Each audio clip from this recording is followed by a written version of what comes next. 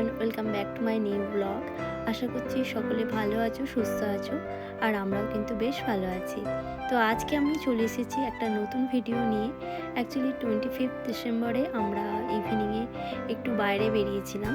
তো আমরা গিয়েছিলাম গ্রেপভাইন হিস্টোরিক্যাল ডাউনটাউনে। অ্যাকচুয়ালি ক্রিসমাসের সময় এই ডাউনটাউন এরিয়াটা এত সুন্দর করে ডেকোরেশন করা হয় যে প্রায় প্রতি বছরই আমরা এখানে যাই।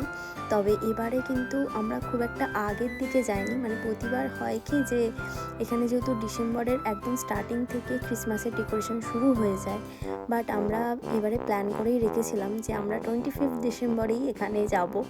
যদিও এখানে গিয়ে আমাদের পার্কিং পেতে অনেকটা টাইম লেগেছিল। অ্যাকচুয়ালি এই হলিডে সিজনে এখানে কিন্তু পাবলিক পার্কিংগুলো একদমই ফ্রি থাকে, বাট হয়েছিল কি এখানে ওই দিন এত ভিড় হয়েছিল, তোমরা ভিডিওটা দেখেই বুঝতে পারছো, মানে বলতে পারো মানুষের ঢল নেমে গিয়েছিল রাস্তায়। তো সেই জন্যই অ্যাকচুয়ালি আমাদের পার্কিং পেতে এতটা প্রবলেম হয়েছিল।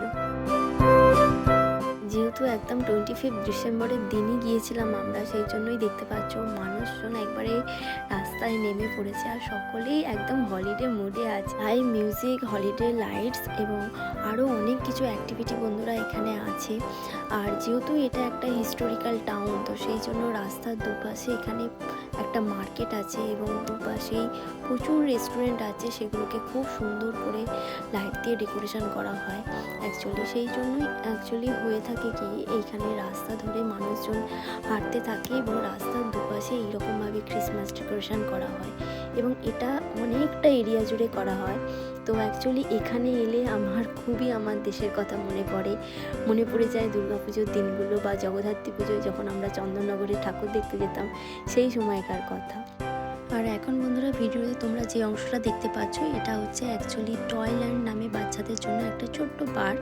এখানে বাচ্চাদের জন্য এত অ্যাক্টিভিটি থাকে, তো সেই জন্য বাচ্চাগুলো ভীষণ এনজয় করছিল।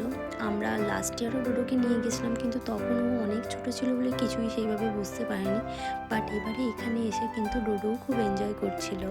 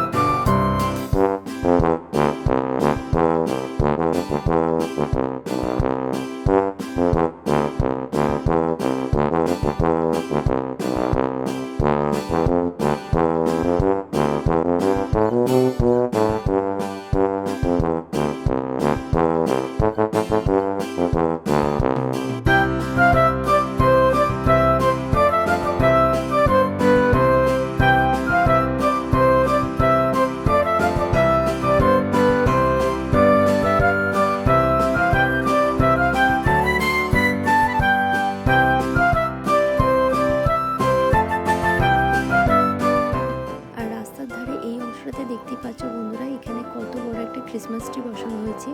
এছাড়া এখানে পিকচার তোলার জন্য বেশ সুন্দর করে ডেকোরেশন করে একটা বুথও বানানো হয়েছিল, যেখানে অনেক ক্রিসমাস ট্রি ছিল। বাট আমরা ভেবেছিলাম যে এখানে আমরা পিকচার তুলবো, বাট দেখতে গেলাম যে এখানে পিকচার তোলার জন্য এত লম্বা কিউ ছিল যে আমরা আর সেখানে ওয়েট করিনি।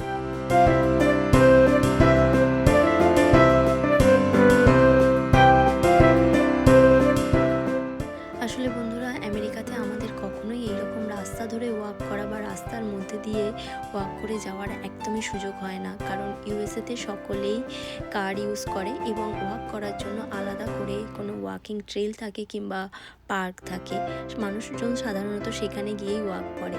তবে এই দিন রাস্তায় আমরা এইভাবে ওয়াক করছিলাম এবং দুপাশে এত মানুষের ভিড় ছিল, তো সেই জন্য ভীষণ ভালো লাগছিল আর ভীষণ দেশের কথা মনে পড়ছিল।